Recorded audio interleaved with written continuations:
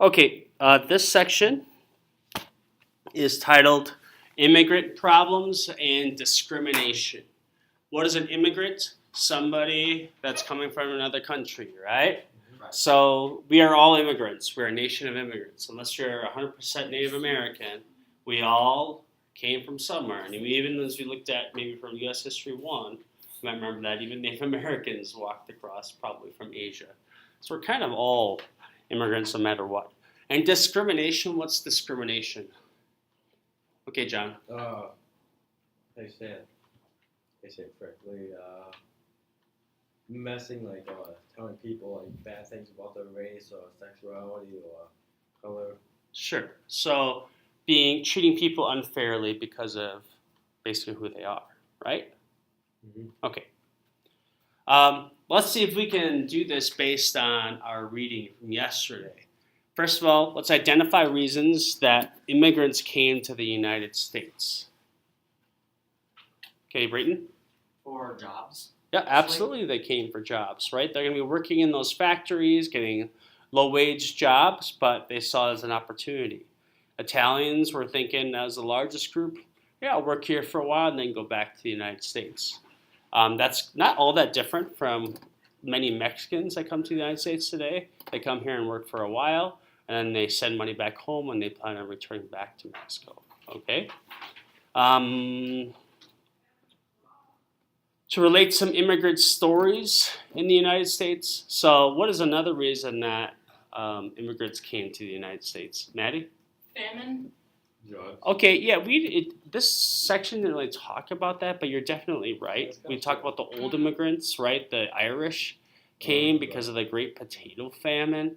That was in the 1840s, and they came because there was no food and people were starving and they needed to get out of there. Okay, one other big reason. Brayton? Because of the whole religious factor in Europe. And what group of people were persecuted for their religion? Jews. Okay, and we've seen that throughout history, whether it be in Nazi Germany or in the Spanish Inquisition. Okay, throughout history, the Jews have not been treated very well.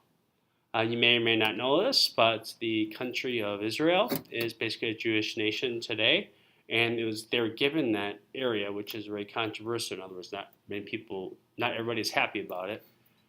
Because they had been treated unfairly, and that's where they kind of originally lived.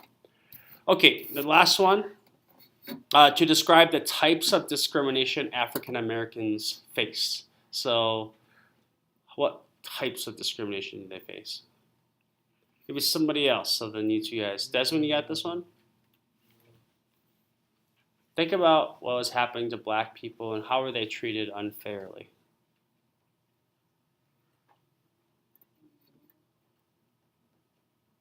Remember from our reading yesterday? You said to release some immigrants. You read the second one? The last one.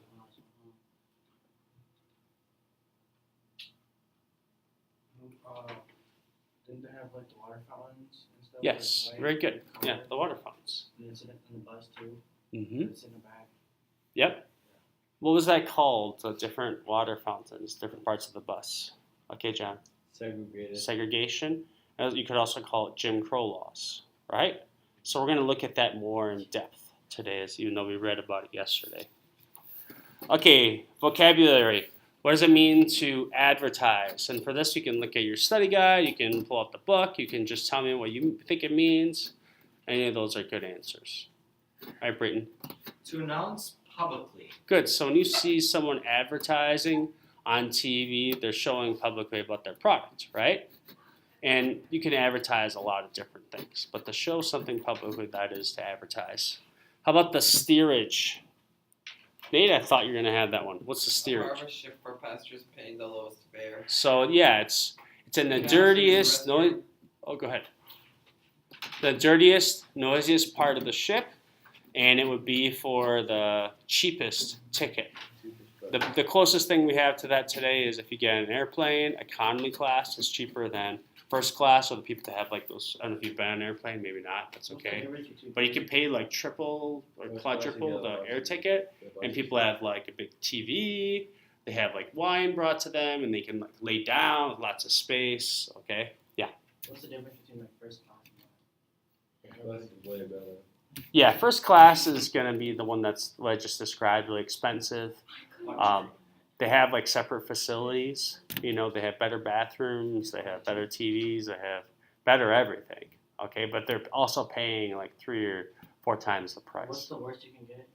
Economy class. Or what's so bad about that? There's less space. You know, they're like there's probably this much space in between the seats. You can't really like lean back.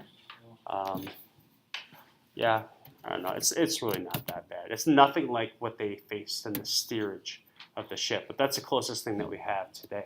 Okay, so the steerage, that's that bottom part of the ship where they got cheaper tickets. I remember these immigrant families, they spent their entire life savings to come over. So, you know, they could barely make it just to come over. All right. Why did people spend so much money on that? Well, because they wanted to start a new life, and those reasons that we talked about, whether it's religious persecution, right? Yeah. And that they wanted jobs, and that things were not good in Europe, Yeah. right? Good question. How about prejudice? What's prejudice? Matt, you got that? Yeah. A belief or action against someone because of race, gender, religion, or age. Good. So, I mean, discrimination and prejudice are really kind of the same thing. I don't really know how to teach it to all that much different, apart from prejudice is that belief against something versus discrimination is actually like doing it, okay? So those are really very similar. If you get those two confused, that's not going to really bother me. How about the last one, Jim Crow laws? Yep, Desmond? It was just like what I just said. People, the black, white, there's a separation between like white and black. Very good. So, go ahead, Maddie. Did you forget discrimination? Do you want to read discrimination for us? I kind of said that Sure. prejudice and discrimination are the same Treating thing. people unfairly because of their race, gender, religion, or age. I mean, doesn't that sound exactly like what we just read for prejudice? Yeah, it Yeah. really is. Okay. Racism would be slightly different because it's just about race, right? It might not be about gender or other things. Okay, let's go on. Immigrant problems and discrimination. So we first talked about, or read about yesterday, about the Statue of Liberty and the fact that it was a gift from France in 1884. I wanted to show you a little video right off the bat about the Statue of Liberty. That's pretty. It used to be like it didn't used to be green. It used to be like copper or something. Yep, it was more copper colored. Yep, because it's tarnished over time. If you've ever seen copper, Yeah, it's like that bright color, but then if you let it go, it doesn't take long for it to have that green color. She is a symbol for freedom and one of the most recognized figures in the United States. Welcome to WatchWatcher.com, and today we'll be learning more about the Statue of Liberty. We are the keepers of the flame of liberty. We hold it high tonight for the world to see, a beacon of hope, a light unto the nations. Located in New York Harbor, the Statue of Liberty is a depiction of the Roman goddess of freedom. Dedicated in a large ceremony on October 28, 1886, the statue's official name is Liberty Enlightening the World. Originally a gift from the citizens of France, she was designed by French sculptor Frédéric Bartholdi. Law professor Edouard René de Laboulaye is credited with the idea of a shared statue between the French and the Americans. The statue was meant to commemorate the U.S. centennial and the ideals that both France and the United States shared of freedom and democracy. However, only her right hand and torch were finished by 1876, and both were displayed at the American Centennial Exhibition.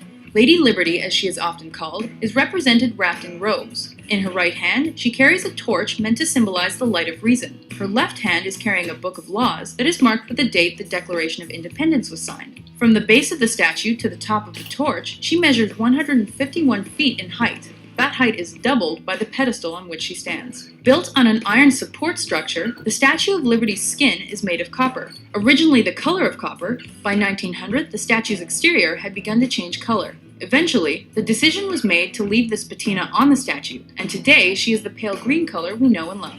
The statue's armature was designed by the same man who designed France's Eiffel Tower, Alexandre Gustave Eiffel. A joint effort of the French, Americans, and countless hard workers, the statue was to be built in France and shipped by boat to America. In the years before the statue was built, criticism was raised that she should be designed by an American artist. That, and the fact that it took many years to raise sufficient American funds to build Lady Liberty's pedestal, stalled the project's progress for many years. However, she was presented to the Americans on Independence Day in 1884, was finally shipped early the next year, and was ultimately opened in New York Harbor in 1886. Many new Americans immigrating to the country by boat were welcomed by the Statue of Liberty upon their arrival. This helped lead to her status as a symbol for the country. A poem inscribed on her base bears the famous lines, "Give me your tired, your poor, your huddled masses yearning to breathe free," and welcome settlers to the New World. Tourists were originally open to travel up to Lady Liberty's crown to view the harbor below, as well as making a narrow climb up to the torch. However, the torch has been closed to visitors since the First World War. In preparation for the statue's centennial in 1986, a series of restorations took place. Lady Liberty's armature was completely replaced, making her more sturdy, and several pieces of her skin were also changed. After 2001's terrorist attacks in New York City, the Statue of Liberty and Liberty Island were closed to tourists because of safety concerns. Gradually, the island, the pedestal, and finally in 2009 the statue herself were reopened to the public. Because of Lady Liberty's status as an American icon, she is often featured in pop culture and on tourist souvenirs. She is not threatening and not a symbol of power, and considered a beacon of hope. Lady Liberty has witnessed well over a century's worth of history and has come to embody the American ideal of freedom. With joy and celebration, and with a prayer that this lamp shall never be extinguished, I ask that you all join me in this symbolic act of faith, this lighting of Miss Liberty's torch.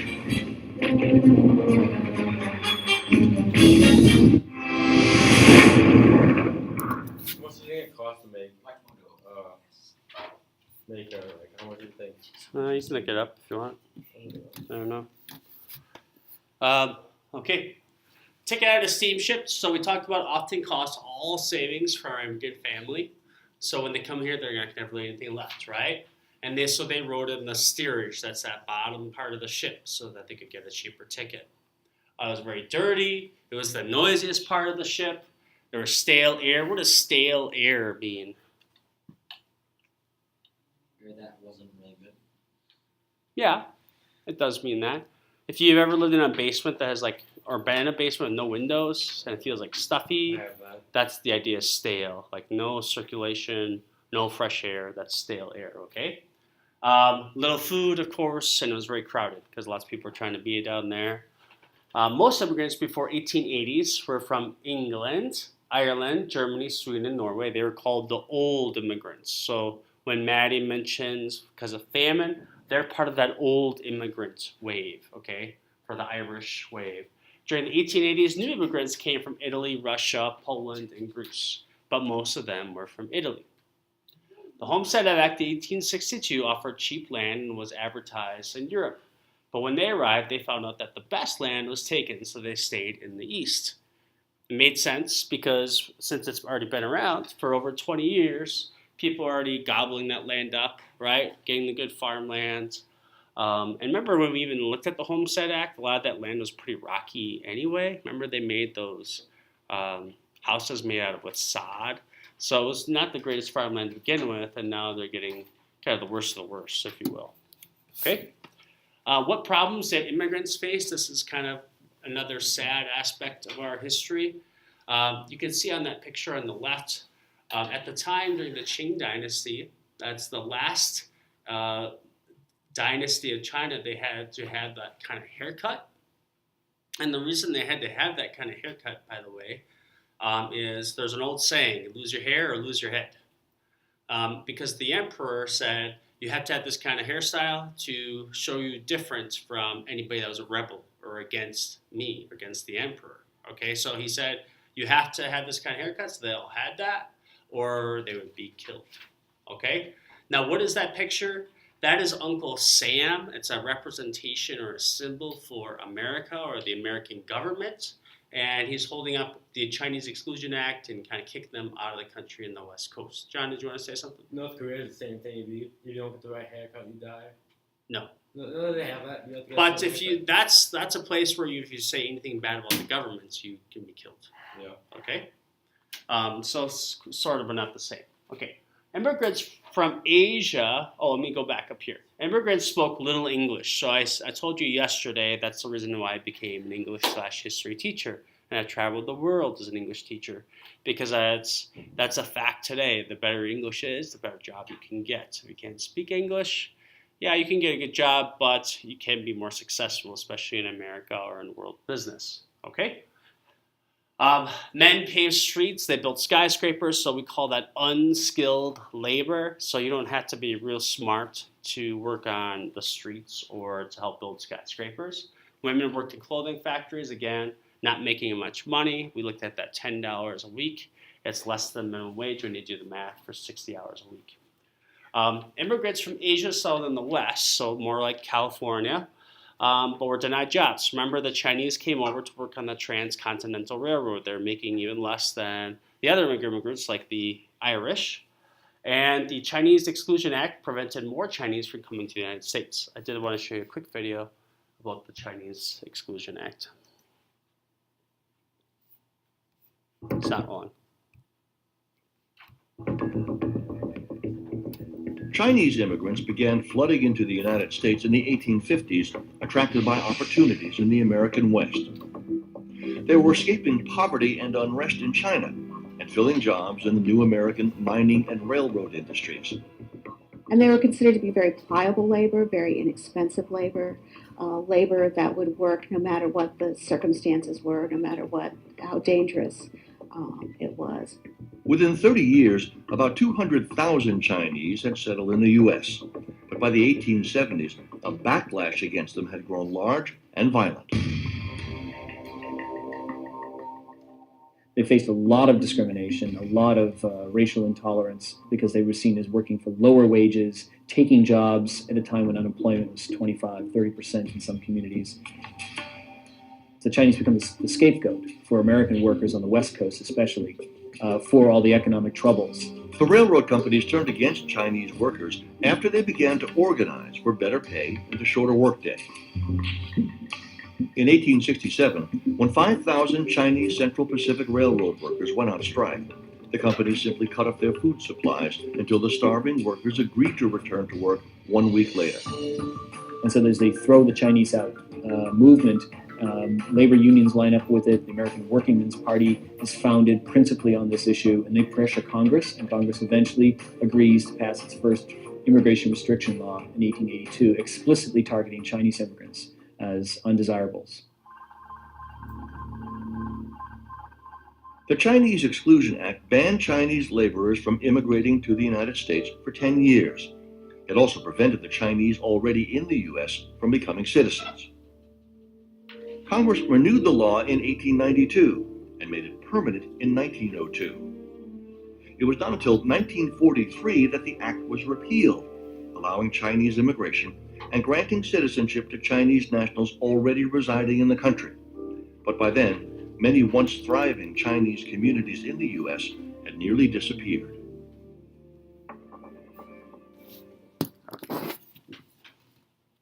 We get another sad aspect of our history. I answer it. No, you can make it 10 minutes. Okay. What other groups face discrimination? Oh, I didn't actually finish up this slide. The largest group, of course, came from Italy. I already talked about that. Most were men. They hoped to work in America and return to their families. So they weren't thinking long term, although many of them ended up doing that. So they wanted to make some money and go back home. Okay? Jewish families, however, were the next largest group. They left Europe to escape religious prejudice, so discrimination. They did not plan to return home, so they came with their families, everybody together, saved it all up. Some Americans did not like the new immigrants, and that's often true of new immigrants today, whether they be Mexicans or Muslims, etc. And you can kind of see that relation to today because we're afraid that they would take our jobs. They would work at a lower wage, and so that job would be gone. It made them feel uncomfortable when they were not speaking English. Okay, if you've ever been around somebody that doesn't speak your language, sometimes you're like, "Are they talking about me?" Right? And that's kind of the way that they felt. Okay, even if it wasn't true. I don't like people like when they talk about like different languages around me. Yeah. All right. What other groups face discrimination? If you look at that sign, those signs is pretty sad, right? No dogs, no Negroes. Negroes means black people, and no Mexicans. And then I'm going to show you a video about what the Jim Crow laws were.